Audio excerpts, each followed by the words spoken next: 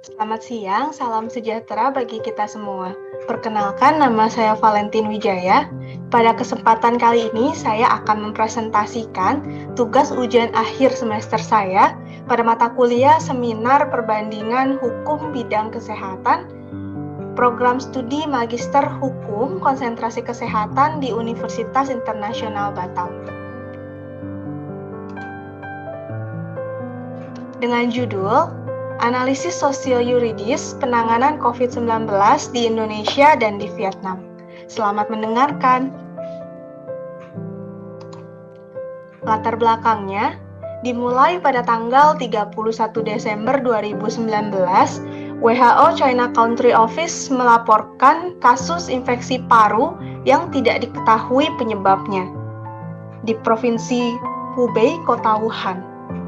1 minggu berselang, yaitu pada tanggal 7 Januari 2020, Tiongkok mengidentifikasi infeksi paru tersebut sebagai jenis baru dari coronavirus, atau yang kita kenal dengan sebutan Coronavirus Disease 2019 atau COVID-19. Penyakit ini pun lalu menyebar dengan cepat ke negara-negara di berbagai belahan dunia. WHO lalu menyatakan COVID-19 sebagai Public Health Emergency of International Concern atau kedaruratan kesehatan internasional pada tanggal 20 Januari 2020. Kemudian pada tanggal 11 Maret 2020, WHO menetapkan COVID-19 sebagai pandemi. Menurut data terakhir, yaitu pada tanggal 5 April 2021, terdapat lebih dari 131 juta kasus konfirmasi COVID-19 dan lebih dari 2,85 juta kasus kematian. Angka ini menjadikan COVID sebagai salah satu pandemi paling mematikan dalam sejarah.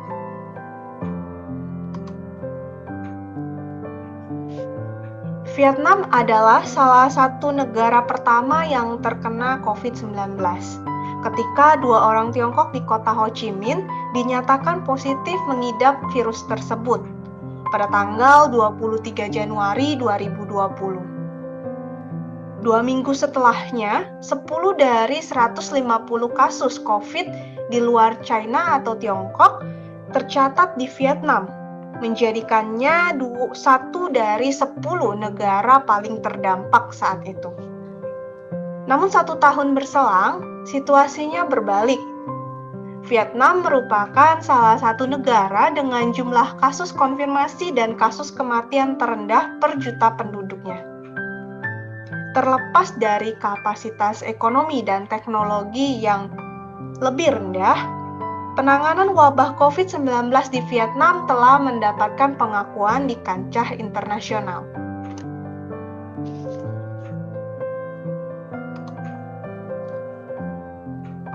Demikian juga dengan Indonesia yang akhirnya menjadi salah satu negara yang terjangkit COVID-19 setelah pada awal Maret 2020 mengumumkan 2 kasus positif COVID-19 pertama di kota Jakarta.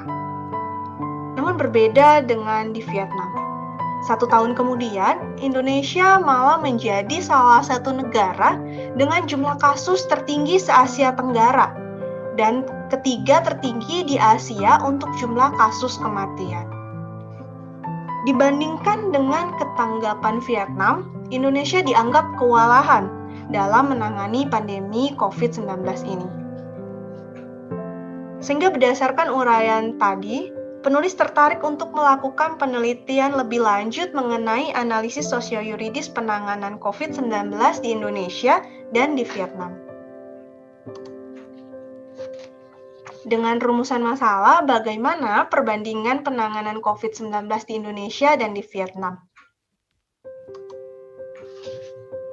Metode penelitian yang digunakan adalah studi kepustakaan, yaitu mengumpulkan dan menelusuri kepustakaan berupa jurnal, buku, serta dokumen yang dapat memberikan informasi yang diperlukan oleh peneliti.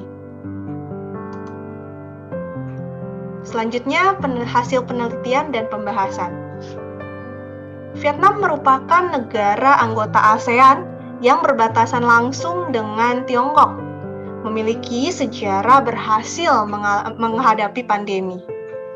Vietnam adalah negara kedua setelah Tiongkok yang menghadapi SARS dan menjadi negara pertama yang dinyatakan bebas SARS oleh WHO. Setelah SARS, Vietnam meningkatkan investasi dalam infrastruktur kesehatan publiknya. Keberhasilan ini juga tampak dalam menghadapi pandemi COVID-19. Vietnam disebut memiliki program pengendalian epidemi terorganisir terbaik di dunia, disandingkan dengan negara-negara maju lainnya seperti Korea Selatan, Singapura, dan Taiwan. Berikut kronologi singkat pandemi COVID-19 di negara Vietnam. Setelah mengumumkan 2 kasus pertamanya pada tanggal 23 Januari 2020, terjadi transmisi lokal dari beberapa pekerja yang kembali dari perjalanan bisnis di Wuhan dan menginfeksi orang lain yang kontak dengan mereka. Pemerintah lalu menutup distrik Binh Dien hingga pada tanggal 4 Maret 2020. Pada bulan Maret dan April 2020, di Vietnam terjadi peningkatan pesat kasus konfirmasi COVID karena banyaknya orang yang datang dari luar negeri. Sehingga muncul klaster-klaster penyebaran COVID-19, seperti klaster rumah sakit Bah Mai, klaster Haloi Commune di Hanoi, dan klaster Buddha Bar di kota Ho Chi Minh. Oleh karena itu, mulai tengah malam tanggal 22 Maret 2020, pemerintah menangguhkan semua orang asing untuk masuk ke negaranya. Dan untuk warga negara Vietnam yang baru datang dari luar negeri, harus diisolasi terlebih dahulu selama 14 hari. Kemudian mulai tanggal 1 April 2020, Vietnam menerapkan isolasi nasional selama 15 hari. Dan pada hari yang sama, Perdana Menteri Vietnam mengumumkan wabah nasional COVID-19. Namun melihat penurunan kasus COVID-19 pada bulan Mei 2020, pemerintah Vietnam lalu melonggarkan pembatasan, termasuk melanjutkan perjalanan domestik ke seluruh negeri. Vietnam memasuki gelombang kedua infeksi ketika Kementerian Kesehatan mereka mengumumkan kasus ke-416 di kota Da Nang pada tanggal 28 Juli 2020. Otoritas Da Nang pun segera mengunci kota selama 15 hari. Ratusan kasus terkait Da Nang ini selanjutnya terdeteksi. Akhirnya, kasus kematian pertama di Vietnam tercatat pada tanggal 31 Juli 2020. Gelombang ketiga infeksi di Vietnam dimulai pada tanggal 28 Januari 2021. Ketika Vietnam mencatat 84 kasus penularan komunitas tambahan dalam satu hari di provinsi Hai Duong dan Quang Ninh. Sebagian besar terkait dengan seorang pekerja migran Hai Duong yang didiagnosis dengan varian virus corona Inggris oleh pihak berwenang Jepang ketika tiba di Osaka pada 17 Januari 2021. Awalnya pemerintah Vietnam hanya mengkarantina wilayah yang terkait dengan orang yang tertular untuk membatasi dampak ekonomi. Namun setelah 2 minggu berselang, tidak ada penurunan kasus yang berarti, sehingga pada tanggal 15 Februari 2021, seluruh provinsi Hai Duong ditutup selama 15 hari, sementara Hanoi dan kota Ho Chi Minh menghentikan semua kegiatan hiburan. Gelombang ketiga ini menjadi gelombang wabah paling serius di Vietnam. Kemudian pada tanggal 7 Maret 2021, wabah di Provinsi Utara tadi tampaknya sebagian besar telah teratasi. Dibuktikan dengan jumlah kasus baru yang turun hingga 1 digit. Bersamaan dengan itu, pemerintah Vietnam memulai kampanye vaksinasi COVID-19 pada hari berikutnya, yaitu pada tanggal 8 Maret 2021. Pembahasan selanjutnya mengenai Indonesia. Indonesia juga merupakan negara anggota ASEAN yang terdampak COVID-19. Berikut kronologi singkat terkait pandemi COVID-19 di Indonesia.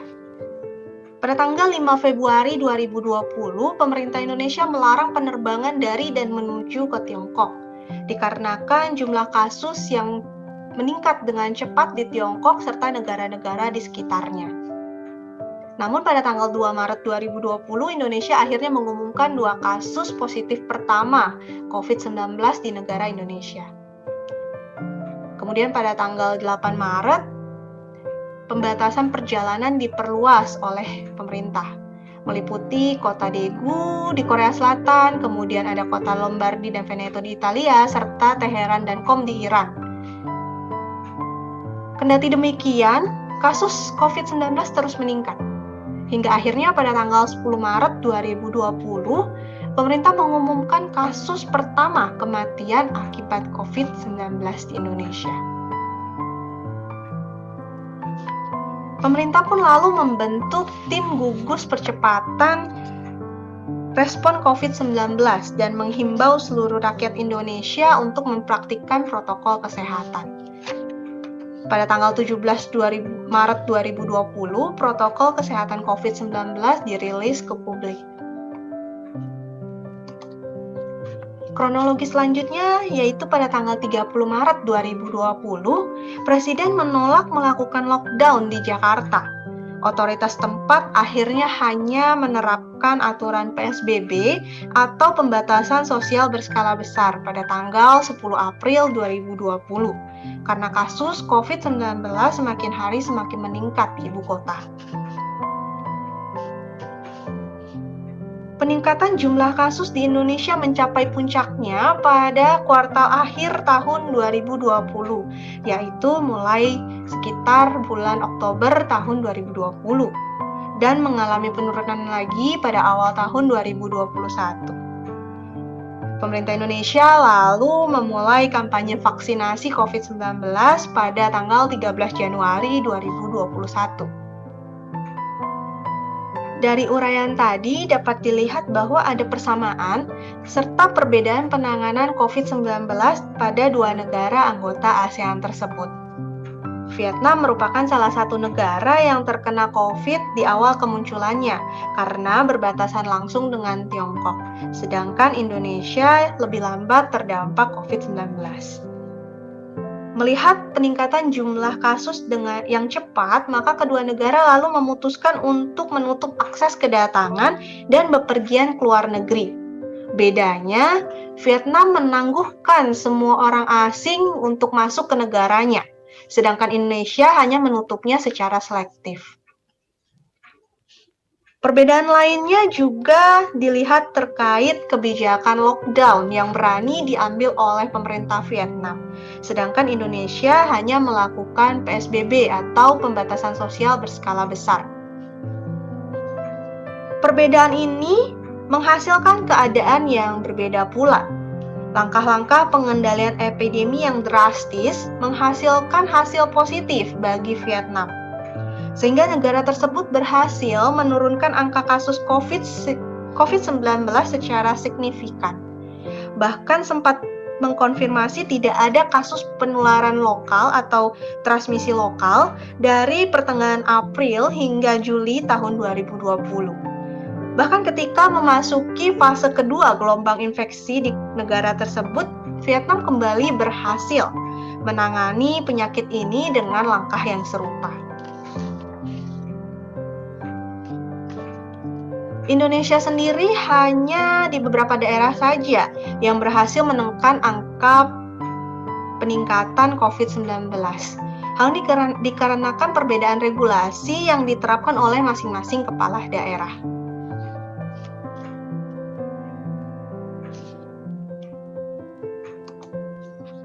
Kemudian selain kebijakan, Kepatuhan masyarakat juga menjadi salah satu penentu keberhasilan penanganan COVID-19 di negara mereka.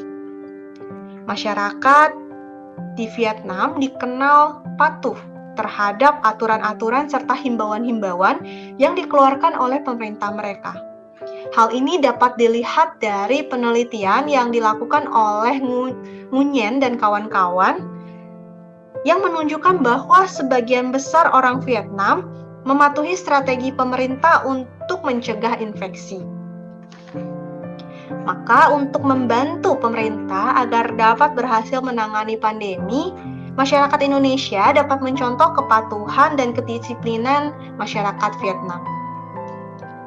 Berbicara tentang kepatuhan, tidak lepas dari ketegasan pemerintah serta aparat penegak hukum dalam menjalankan sanksi-sanksi yang tercantum pada aturan-aturan yang ada. Salah satu contohnya ialah mengenai hukuman atau sanksi bagi penyebar hoaks. Di Vietnam, penyebar berita hoaks terkait COVID melalui media sosial akan dikenakan denda sebesar 10 hingga 20 juta dong, setara dengan 3 hingga 6 bulan gaji pokok di sana. Di Indonesia, melalui Undang-Undang Nomor 14 Tahun 2008 tentang Informasi dan Transaksi Elektronik atau Undang-Undang ITE, mencantumkan sanksi pidana penjara paling lama 6 tahun dan denda hingga 1 miliar rupiah. Selain itu, ada juga hukuman bagi masyarakat yang tidak mematuhi protokol kesehatan, seperti misalnya tidak memakai masker di tempat umum. Melalui instruksi Presiden nomor 6 tahun 2020 di Indonesia tentang peningkatan disiplin dan penegakan hukum protokol kesehatan dan pencegahan pengendalian COVID-19 mencantumkan setidaknya 4 sanksi, antara lain teguran lisan, teguran tertulis, kerja sosial, dan denda administrasi atau penutupan sementara penyelenggaraan usaha. Untuk di Vietnam sendiri, terkait hal tersebut, pemerintah mereka menerapkan sanksi sesuai dengan keputusan pemerintah pada tahun 2013 yang menetapkan sanksi administrasi untuk pelanggaran tindakan pencegahan pada saat pandemi. Yang kemudian pada tanggal 15 November 2020, sanksi denda tersebut dinaikkan jumlahnya hingga 10 kali lipat lebih tinggi. Penerapan denda ini pun benar-benar diberlakukan, bahkan sejak awal pandemi COVID-19. Di kota Hanoi, seorang wanita dikenakan denda 200.000 dong pada tanggal 27 Maret 2020 oleh pihak berwenang di distrik Hoan Kim karena tidak mengenakan masker pada saat berada di area publik yang ramai. Ketegasan pemerintah Vietnam juga tampak pada kasus seorang pramugari yang melanggar aturan karantina, sehingga dijatuhi hukuman 2 tahun penjara karena dianggap telah menyebarkan penyakit menular. Menurut media Vietnam, pramugari tersebut menginfeksi setidaknya 3 orang sejak dikonfirmasi positif pada tanggal 28 November 2020. Sanksi akan permasalahan seperti ini sebenarnya juga ada di Indonesia, diatur dalam Undang-Undang Nomor 4 Tahun 1984 tentang wabah penyakit menular dan Undang-Undang Nomor 6 Tahun 2018 tentang karantinaan kesehatan.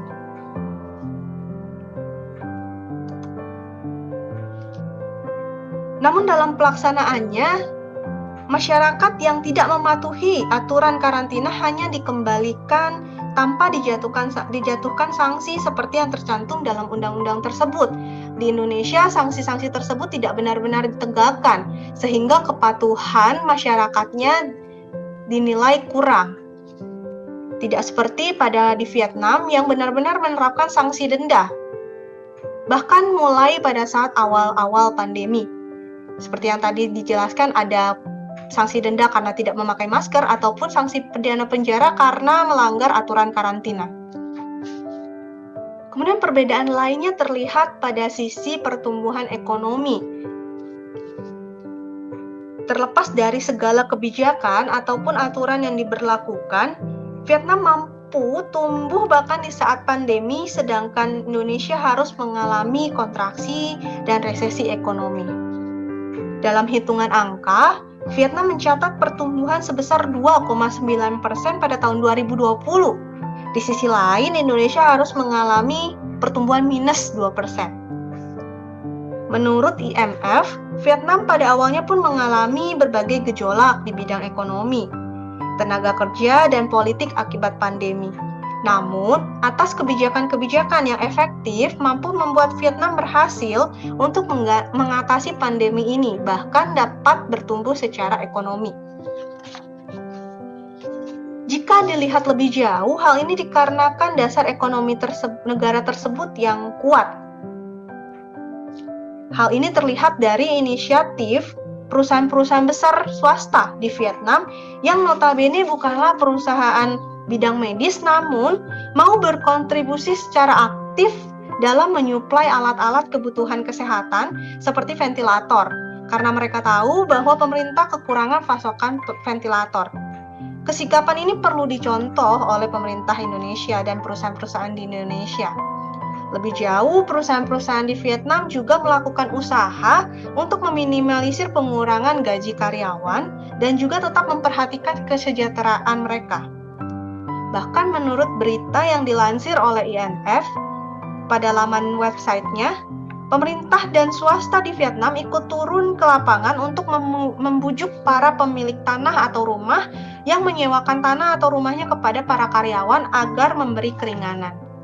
Salah satu hal yang paling menonjol dari negara Vietnam adalah adanya slogan yang dikemukakan agar menanamkan satu mindset yang sama pada masyarakat pada saat pandemi COVID-19, yaitu COVID adalah musuh bersama yang harus dilawan oleh semua pihak. Di sisi lain, jangan sampai kebijakan yang dikeluarkan saat ini hanya semata-mata ditujukan untuk menghadapi pandemi, namun justru akan meninggalkan masalah baru bagi masyarakat di masa depan. Untuk itu, Indonesia hendaknya juga melakukan perhitungan yang matang, namun tetap dengan cepat tanggap menanggapi situasi-situasi yang muncul di masyarakat dalam menghadapi pandemi COVID-19. Kesimpulannya, Indonesia dan Vietnam memiliki persamaan serta perbedaan dalam menangani pandemi COVID-19. Kebijakan yang dibuat juga hampir serupa meski tidak sama. Perbedaan hasil terjadi karena Vietnam memberlakukan kebijakan dari tahap awal kemunculan virus ini, membuat kondisi dapat terkendali. Sedangkan di Indonesia justru cenderung terlambat dan menyepelekan tahapan awal tersebut. Lebih jauh, faktor ketegasan pemerintah dan aparat penegak hukum, serta kepatuhan masyarakat dalam menjalankan aturan, menjadi penentu keberhasilan penanganan COVID-19 di negara-negara mereka masing-masing.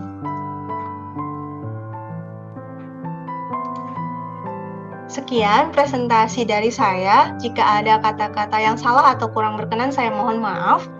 Terima kasih atas perhatiannya. Nah, jika ada pertanyaan atau saran, bisa dituliskan di kolom komentar di bawah ya. Makasih.